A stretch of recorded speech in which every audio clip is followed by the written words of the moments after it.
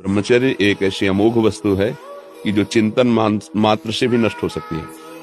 क्रिया प्रक्रिया संग ये तो आगे की बात हो गई।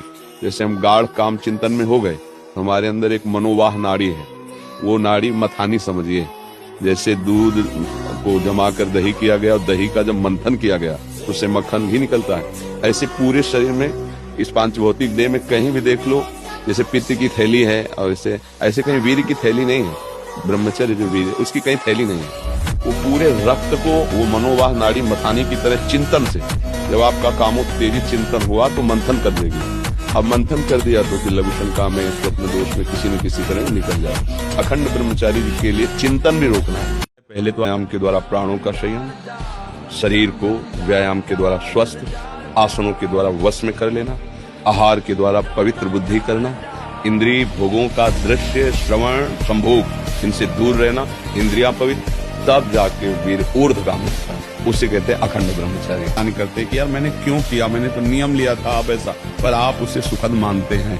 अंदर एक शीतलता सी दौड़ती जब वो बात आती कि यार सुख है इसमें, बस यही सुख की भावना ही नष्ट करती। ब्रह्मचर्य रहने के लिए एक तपस्वी जीवन चाहिए बच्चा। कल बहुत गलत उपदेश देने वाले मोबाइल में जी कुछ मित्र तो ऐसे हैं जो आपके पास भी आने से रोकते हैं। हाँ, ब्रह्मचर्य के लिए तो बहुत जरूरी बच्चा, बहुत बड़े तेज को रोक लाए, कोई साधारण थोड़ी। सात्विक भोजन और व्यायाम और प्राणायाम। प्राणायाम करते हो कुछ भी नहीं तो फिर कैसे रोक पाओगे? अरे बहुत बड़ा तेज है, इसको रोकने के लिए जरूरी है। तो आपके अंदर आध्यात्मिक बल होगा तो एक बार सोच लिया अब वही होगा। चाहे आग में झोंक दिए जाए तो भी वो बात बदलेगी नहीं। ये दम आती भक्ति से। भक्त सब कुछ सह सकता है। जिसने भगवान से अपनापन कर लिया अपने प्राणों का त्याग हंसते हंसते कर सकता है। फिर और तो बात ही क्या है। कुसंग से बचिए। कुसंग होता है एक वृत्ति से और एक होता है व्यक्ति से। बाहर के व्यक्तियों का कुसंग न हो, गंदा दर्शन, गंदा संभाषण, गंदी बातें सुनना। ऐसे ही अंदर की वृत्ति भी गंदी हो तो उसका संग न करे, उपेक्षा कर दे। जैसे गंदा आदमी हमें गंदी बातें सुना रहा है तो हम भगाए नहीं, लेकिन अपने आप को हटा दें। क्या है, हम लोग अज्ञान जनित क्रीड़ा में फंसे हुए। मल मूत्र के द्वार ही तो बच्चा, जहाँ हाथ लग जाए रज से कई बार हाथ धोना पड़ता है, वही स्थान तो है ना। क्या निकलता है? दुर्गंध युक्त, जहाँ केवल पेशाब की जाती है तो एक थैला चिकना है और उसमें भरी मल है, शौच भरा है और आपको पता हो तो क्या आप उसे प्यार करोगे? थैले को गले लगाओगे? ये थैला ही तो बच्चा है, यहाँ भरा है मलाशय है, ये मूत्राशय मलाशय सब यही है और उनके निकलने के द्वार है। और कौन सी खास बात? महाराज जी, वैवाहिक जीवन में ब्रह्मचर्य के क्या नियम है? संतान प्राप्ति के सिवा भोग पाप है जैसा सुना है, परंतु धर्म पत्नी नियम पालन में साथ ना दे। जब पत्नी मासिक धर्म से युक्त होकर 7 दिन बाद पवित्र हो जाए, फिर पवित्र तिथियों का त्याग करते हैं महीने में एक बार, ऐसा शास्त्र सुन। पर उसे हम इसलिए व्यक्त नहीं करते कि जितना अधिक दोनों मिलकर संयम कर सको अच्छा है, पर यदि नहीं संयम तो एक बार को लिखा है कि जब तक मासिक धर्म से युक्त माताएं बहनें रहती तब तक स्पर्श भी न करें, मतलब उस भावना से। और जब पवित्र हो जाए तो एक बार के लिए, ऐसा शास्त्र में वर्णन है, तो वो पवित्र रहेंगे और उस शरीर स्वास्थ्य भी ठीक रहेगा और संतान उत्पत्ति के लिए भी मंगल में माना गया। गर्लफ्रेंड बॉयफ्रेंड आज ब्रेकअप, दूसरे के साथ फिर कल उससे, ये क्या है? ये क्या है? ये संस्कार है हमारी नई पीढ़ी के। आप लोग क्या कर रहे हो अपने जीवन के साथ? खिलवाड़ कर रहे हो। जब तुम ऐसे हो कि पाणी ग्रहण करोगे तो तुम्हें प्रीति होगी अपने पति से, तुम्हें प्रीति होगी अपनी पत्नी से, तुम्हारा भाव बनेगा? बिल्कुल नहीं बनेगा। पूरी गृहस्थी चौपट, पूरा हमारा जीवन चौपट हो जाएगा। नई नई चाट लग गई। हम कई बार उदाहरण में दिया है कि यदि आपका होटलों में खाने का अभ्यास बन गया ना तो घर की रसोई अच्छी नहीं लगेगी। ध्यान रखना, जब स्त्री मासिक धर्म से पवित्र हो जाए तब पुरुष संतान उत्पत्ति की भावना से, अब मान लो संतान उत्पत्ति नहीं चाहिए, अब वासना है, तो अन्य जगह जाने की जरूरत नहीं है। आपने धर्म पूर्वक दोनों ने स्वीकार किया है, वहाँ कोई पाप नहीं होगा। अन्य जगह पाप हो जाएगा, अन्य जगह बुद्धि भ्रष्ट हो जाएगी। और अगर दोनों मिलकर धीरे धीरे इसके रहस्य को जान जाओ, जिसमें सुख नहीं अंतराय बढ़ाते चले जाओ, तो दोनों महात्मा हो जाओगे। बच्चा है अगर वो वीरपात करता है तो वो इसी स्थिति को, आप नहीं, हजारों ऐसे बच्चे हैं, हजारों, आप ही अकेले नहीं हैं। तो इसका कारण हो गया कि फसल पकी नहीं, आपने नष्ट कर दिया। अगर 20 वर्ष तक ब्रह्मचर्य ठीक रखे और फिर गृहस्थ में जाए ब्याह करके और फिर स्त्री सहवास करे, उसको कुछ नहीं बिगड़ने वाला। जैसे गेहूं की फसल होती है ना, देहात में उसे कहते हैं गलेथ। गलेथ माने अभी दाना पड़ने की प्रथम भूमिका है, दाना पड़ा नहीं, बाली आ गई, प्रथम भूमिका है। अब उसमें फसल को आप काट लो, एक भी दाना नहीं निकलेगा और भूसा में दम नहीं होगी, बेकार चला जाएगा। 2 महीने केवल रुक जाओ, उसमें दाना जाने दो, पक जाने दो, तो वही बोले 50 मन 1 बीघा, 50 मन हुआ। तो अभी उम्र जो किशोर अवस्था से उठती है, जैसे 13, 14, 15, 16, 17, ये गलेथ की है। अब शास्त्रीय सिद्धांत से 25 वर्ष तक ये ब्रह्मचारी रहे और फिर वो गृहस्थी में चला जाए और 20-25 वर्ष गृहस्थ में, तो वो बहुत अच्छा गृहस्थ। और 25 वर्ष का ब्रह्मचारी जब संतान उत्पन्न करेगा तो बलिष्ठ और ज्ञानी और सर्वांग पुष्ट संतानें होंगी। ऐसे ऐसे बच्चे मिले जो दिन में 8-8 बार हस्तमैथुन करते, और उन्होंने ऐसा सर्वनाश कर लिया, आंखों से दिखना, खड़े हो चक्कर, कमर में दर्द, लघुशंका करें तो वीरपात हो रहा है, हर तरह से दुर्दशा हो गई। जैसे मान लो अभी इसमें हिम्मत है तो बता पा रहा सभा में कि हम न स्त्री लायक रह गए न विरक्त लायक रह गए। ये ऐसा ही होता है। पवित्र रहो, गंदे लोगों से मत मिलो, गंदे दृश्य मत देखो, मोबाइल आदि गंदी वृत्तियों को देखो, नहीं तो फिर बुद्धि खराब हो जाएगी। ठीक है, चुप रहो, गंभीर रहो, गंदी बातों का महत्व ही मत रखो। वो आ रही मन में, उनको ऐसे हटाते रहो, कूड़ा करकट की तरह। जैसे पागल आदमी बोलता है हम नहीं मानते, ऐसे ही हमारा मन पागल है, वो कुछ भी प्रेरणा करे हम नहीं मानते। आज से पहली बात बंद करो, हस्तमैथुन बंद करो, ठीक है। खुली हवा में सुबह 2-3 किलोमीटर दौड़ो, सात्विक भोजन करो, हरी पत्ती वाला अधिक भोजन करो और सत्संग सुनो और राधा नाम जप करो। 1 महीने में हमें बताना कि तुम ठीक हो रहे हो कि नहीं, तुम्हें कैसा लग रहा है। 1 महीने हस्तमैथुन मत करना आज के बाद, ठीक है। यहाँ सैकड़ों बच्चे ऐसे आए जो की स्थिति में पहुंच चुके हैं हस्तमैथुन के द्वारा। जी कभी आपका वीडियो जब ब्रह्मचर्य के ऊपर डालते हैं तो मतलब हजारों की संख्या में ऐसे कमेंट्स आते हैं कि हम तो मतलब बर्बाद हो गए हस्त क्रिया करने पे, और ऐसे भी आते हैं जिन्होंने छोड़ दिया। नहीं, अच्छे हो जाओगे तुम, मस्त हो जाओगे तुम। अब एक कोई फिल्म थी, लड़के ने बताया कि फिल्म से उत्साह बना हस्तमैथुन करने का। जब हस्त क्रिया से हम घर्षण करते हैं तो मूत्रेंद्रिय की जो नस नाड़ियां होती हैं वो इस कोट की हो जाती है कि कुछ दिन के बाद फिर वो संतान उत्पन्न करने की क्षमता ही नष्ट हो जाती है। जरा सा चिंतन हुआ वीरपात हो गया, जरा सा छुए वो वीरपात हो गया। जो गृहस्थी धर्म वो उसकी योग्यता ही खो देता है। और चिड़चिड़ा स्वभाव हो जाना, कमर में दर्द होना, घुटनों में दर्द होना, किसी बात को सोचकर ही भार लगना, किसी बात पर घुस नहीं पाना, ये बहुत सी कमियां आ जाती है। गुरुदेव भगवान, आपकी तरह अखंड ब्रह्मचर्य का पालन कैसे किया जाए, कृपया करके मुझे वो नियम बताएं। पहला, ब्रह्म मुहूर्त में जगना, जग करके हम इतना जल पिए कि या तो हमें उल्टी हो जाए या पच जाए, और इसके बाद थोड़ा टहलिए, वज्रासन में बैठ के, फिर शौच जाइए, फिर स्नान कीजिए जरूरी, और फिर आधा घंटा व्यायाम कीजिए, कठोर व्यायाम जैसे दंड बैठक, ऐसे फिर आधा घंटा आसन कीजिए जो योगिक आसन है। फिर अपनी दिनचर्या में उतर जाए। विद्यार्थी हैं तो विद्यार्थी और भी गृहस्थी के जो कार्य, सबसे पहले उठ करके 2-4 भगवान नाम लेना सिखाए। हम कह रहे माला नहीं, राधा राधा राधा राधा राधा राधा, बस। फिर धरती के पैर छुए, फिर उठकर माता पिता के चरणों को स्पर्श करें, जो बुजुर्ग जन है, बड़े जन है, सबके चरणों को प्रणाम करें।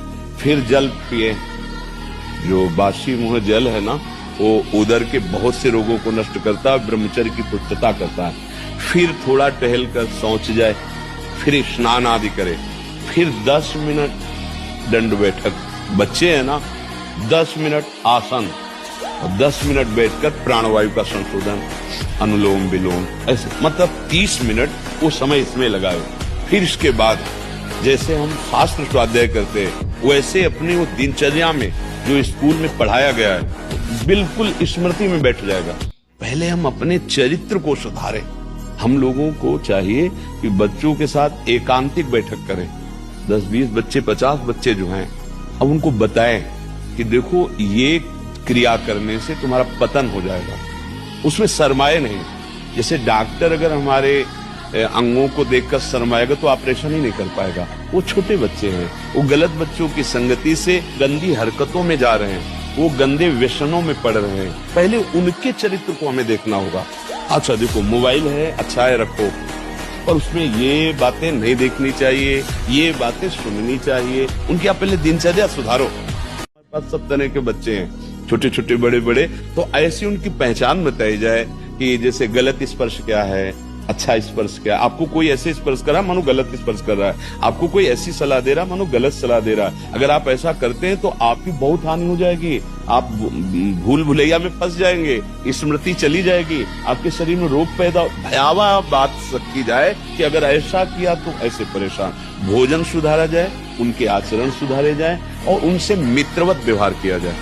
वीर्य नाश करने वाले को बार बार खाने की इच्छा होती है क्योंकि उसका लीवर खराब हो रहा है। ये अच्छा लक्षण नहीं बार बार भूख लगना कि बहुत बढ़िया लीवर काम कर रहा है, नहीं, अंदर कब्ज बन रही है, लीवर डाउन हो रहा है और आपको बार बार भूख ले रही। ये झूठ में फंसाया जा रहा है, ये झूठी भूख है जो तुम्हारा रोगों का घर बनेगी। उसकी जठराग्नि मंद पड़ जाती है, भोजन ठीक से पचता नहीं, मलबद्धता हो जाती, कब्जियत हो जाती है, परिणाम में बवासीर आदि कई तरह के रोग प्रकट हो जाते हैं। या तो नींद नहीं आने लगेगी या फिर ऐसी आएगी घंटों, मतलब 8-10 घंटे सोए फिर भी उठे, फिर भी आलस्य, प्रमाद ये बना रहेगा। आंखों में हर समय भारीपन बना रहेगा, बिना किसी चेष्टा के रात्रि में स्वप्न दोष हो जाएगा। ध्यान देने योग्य बात है, जिनकी दुर्गति पक्की है उनमें 24 लक्षण पाए जाते हैं। एक काम, और दूसरा धन का लोभ, भोग वस्तुओं का लोभ, तीसरा धन में पूर्ण महत्व बुद्धि, चौथा तृष्णा, जो भोगे हुए भोग हैं उन्हें पुनः भोगने की इच्छा, पांचवा असंतोष, छठा परिग्रह, सातवां चोरी, आठवां असत्य भाषण, नवां दूसरों की निंदा करना, 10वां बहुत बोलना, 11वां सदैव पर चर्चा करते रहना, 12वां क्रोध, 13वां हिंसा, 14 निर्दयता, 15 चिंता, 16 शोक, 17 अहंकार अभिमान, 18वां मद, 19 प्रमाद, 20 इंद्रियों की दासता, 21 मन की गुलामी, 22 संगति, 23 स्वेच्छाचार, शास्त्र की अधीनता, न गुरु की अधीनता, न संतों की वाणी की अधीनता, और 24वां भगवान से विमुख होकर भजन न कर। ये 24 जिनमें होते हैं बड़ी दुर्गति को प्राप्त होंगे, नरकगामी। जिसकी दुर्गति होनी ये लक्षण उसमें होते हैं।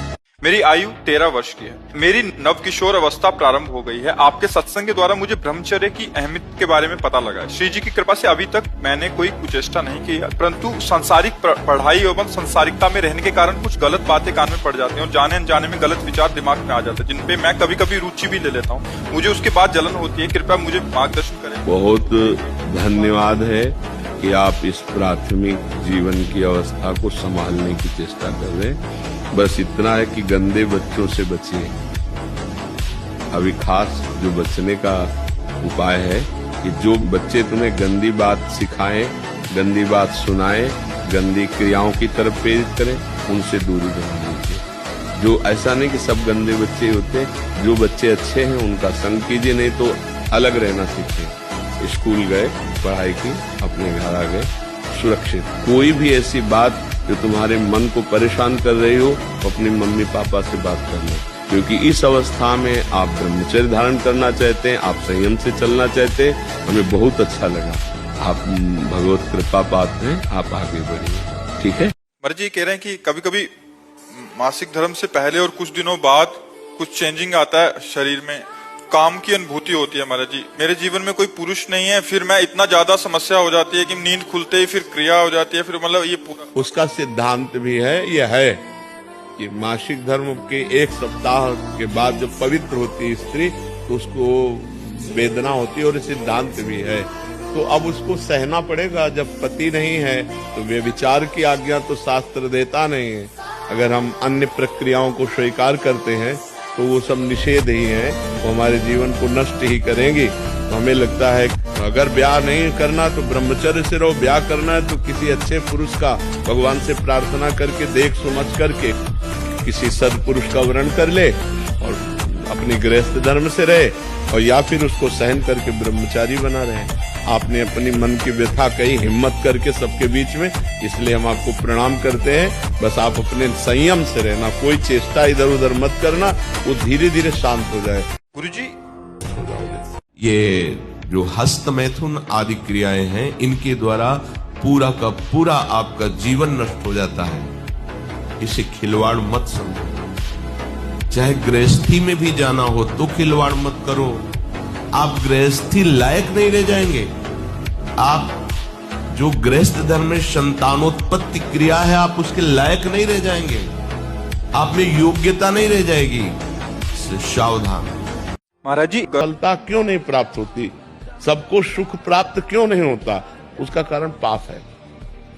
हम पाप कर्म वर्तमान में भी करते हैं और जो भूत में पाप कर्म किए हैं वो परिणाम में आ रहे हैं, इसलिए हम असफल हो रहे हैं, दुखी हो रहे हैं, चिंतित हो रहे हैं। नाम जप करो, बहुत आनंद प्राप्त होगा, बहुत आनंद। हम कह रहे हैं लोक परलोक के सब सुख आपको प्राप्त हो जाएंगे। आप डट के नाम जप तो करो। जैसे लोग कहते हैं कि नाम जप करने से क्या खाना मिल जाएगा, तुम खाना की बात क्या करते हो। अगर भगवान का नाम जप करो तो लोक परलोक सब जगह सुख प्राप्त होता है। जहां पाप नष्ट हुए तो सुख ही सुख घेर लेता है। हमको भोजन तक नहीं मिले 8-8 दिन। जो आज हम आपको प्रमाण दे रहे हैं कि हम गाड़ी पे चल रहे हैं, तो कल हमको भोजन नहीं मिला। सर्दी में ओढ़ने के लिए कंबल नहीं था, बोरा ओढ़ते थे, टाट ना, जिसमें गेहूं का आटा भरा जाता है, वो बोरा ओढ़कर सर्दी पार करते थे। तो आज हम आपको क्या बताएं, जब आप समझ लो यही है तो क्या व्यवस्था नहीं होगी, हर व्यवस्था। महाराज जी, मेरी उम्र अभी 12 वर्ष की है केवल। मेरे मित्रों ने मुझे गलत कार्य करने सिखा दिए महाराज जी। अब मैं उन्हें छोड़ने का प्रयास कर रहा हूँ किंतु छोड़ नहीं पा रहा। अब इस अवस्था में क्या गलत कार्य हो सकता है, बहुत हस्तमैथुन हो सकता है। हस्तमैथुन ना, हाँ, क्योंकि इस अवस्था के बच्चों को ये बहुत ज्यादा पीड़ा पहुंचा रहा है। आप जैसे बच्चे बहुत हमारे सामने आ चुके, तो हमको अनुमान लगता है कि छोटे छोटे बच्चे ये मोबाइल से या अपने मित्रों से क्रम बाय क्रम सीखकर इस रोग के ऐसे शिकार हो रहे हैं कि तभी हमने कहा इसका कोई वैक्सीन, हाँ, ऐसा कोई तैयार नहीं हुआ कि इसको लगा दे उसके मन से हट जाए। इसमें किसी दूसरे के सहयोग की जरूरत नहीं होती, अपने हस्त क्रिया है, अपने हाथ के द्वारा है। और छोटे छोटे बच्चों को और कोई सुख का साधन लगता नहीं, वो दिन में कई बार करना सीख जाते हैं, जिससे उनका जीवन ही बर्बाद हो जाता है। यार मतलब इसे कभी मत करना है, बहुत खतरनाक खेल है। मानोगे हमारी बात? आज कसम खाओ कि मैं कभी ना रो तो बढ़िया शरीर हो जाएगा, अभी कुछ बिगड़ा नहीं है। और गंदे बच्चों का संग मत करना, ठीक है? महाराज जी कह रहे हैं कि आज इनके जिनसे प्रेम करते थे उनका विवाह है। आज आपको नाचना चाहिए यदि आपको उससे प्रेम होता, कि मैंने उससे प्यार किया है और वो मुझे पसंद नहीं करती, उसकी पसंद का कोई लड़का मिल गया, भगवान जीवन भर भी वो सुखी रहे। एक चीज, प्यार तुम जैसे तुमसे प्यार करते हैं, तुम किसी और से प्यार करते हो, तुम्हारे हृदय से आशीर्वाद निकलेगा कि भगवान तुम्हें दोनों को सुखी रखें। और जब मैं कभी देखूं तो तुम सुखी दिखाई दो, बस यही मेरे लिए।